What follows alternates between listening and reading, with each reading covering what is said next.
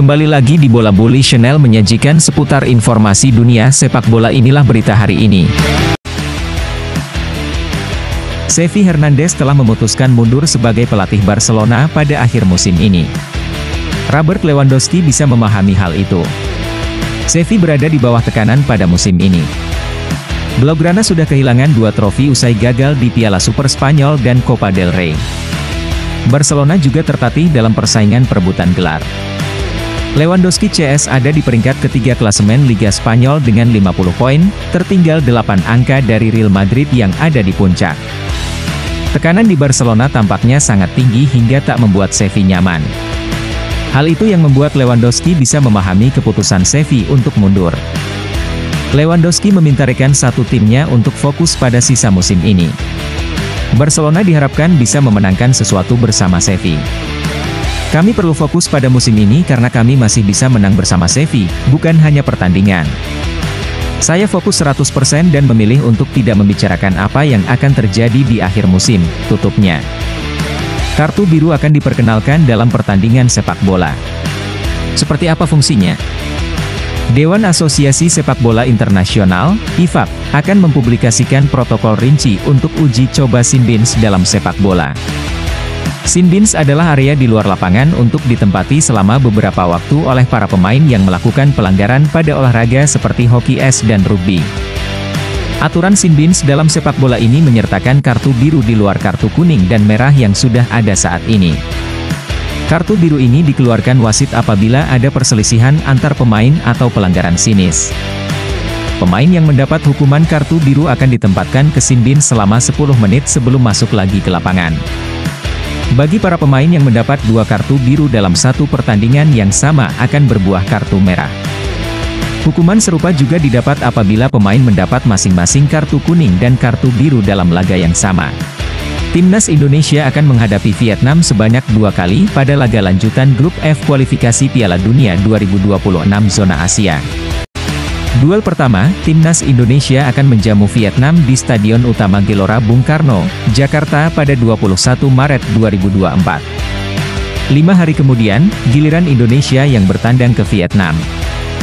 2 duel ini sangat penting bagi skuad Garuda untuk menghidupkan peluang lolos ke putaran ketiga kualifikasi Piala Dunia. Pasalnya, pasukan Sintayong berada di dasar klasemen dengan poin 1 dari 2 laga. Misi sapu bersih 2 laga melawan Vietnam pada awalnya terbuka lebar, apalagi dengan adanya potensi tambahan 3 pemain keturunan yaitu Nathan Choeaon, Ragnar Oratmangoen, dan Tom Haye. Akan tetapi, seiring waktu berjalan tampaknya sulit ketiga pemain itu bisa menjadi kekuatan tambahan untuk skuad Garuda. Pasalnya, proses naturalisasi mereka masih tersendat. Coach Justin secara terang-terangan menyatakan kondisi berat yang bisa membuat Timnas Indonesia kesulitan di Piala Asia U23 2024. Bahkan Coach Justin sampai menyebut hanya faktor keberuntungan atau menunggu gol jatuh dari langit yang dapat membantu Timnas Indonesia. Setelah berjuang di Piala Asia 2023, kini Timnas Indonesia asuhan Sintayong sedang bersiap menghadapi Piala Asia U23 2024. Namun kabar kurang sedap justru menerpa Timnas Indonesia U23. Menurut Coach Justin, Sintayong berani memasang target Timnas Indonesia U23 akan lolos hingga 4 besar. Namun Erick Thohir berpendapat lolos fase grup hingga 8 besar sudah cukup bagi target Sintayong. Coach Justin sendiri menilai persaingan fase grup di Piala Asia U23 2024 nanti akan sangat berat. Apalagi Timnas Indonesia U23 akan berhadapan dengan Jordan, Qatar, dan Australia. Bayern Munich akan jadi lawan Lazio di babak 16 besar Liga Champions. Miroslav Klose mewanti-wanti Lazio soal ancaman Harry Kane. Klose yang merupakan ex-pemain Lazio dan Bayern itu membahas pertemuan 2 mantan klubnya itu. Mantan striker Timnas Jerman itu secara khusus menyoroti potensi ancaman dari Harry Kane. Meski baru direkrut pada musim panas lalu, Kane langsung unjuk ketajaman di Bayern. Striker Inggris itu sudah mencetak 28 gol dalam 27 pertandingan di semua pertandingan bersama di Rotten. Lini belakang Lazio harus hati-hati karena Kane tidak punya belas kasihan, ujar Klose.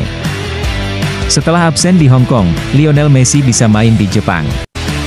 Hal itu membuat pemerintah Hong Kong menuntut penjelasan dari Inter Miami. 40.000 penonton yang hadir di Hong Kong Stadium dibuat kecewa karena Messi tidak diturunkan. Pelatih Inter Miami Gerardo Tata Martino mengungkap bahwa Messi tidak fit untuk bermain. 3 hari kemudian, Messi tampil saat Inter Miami menghadapi Vissel Kobe di Tokyo, Jepang. Bintang asal Argentina itu masuk sebagai pengganti pada menit ke-60. Situasi itu membuat Hong Kong semakin kecewa. Pemerintah lewat Biro Kebudayaan, Olahraga, dan Pariwisata menuntut penjelasan dari Inter Miami. 3 hari kemudian, kenapa Messi bisa main secara aktif dan bebas di Jepang? Pemerintah berharap penyelenggara dan tim bisa memberikan penjelasan yang masuk akal, bunyi pernyataan pemerintah Hong Kong.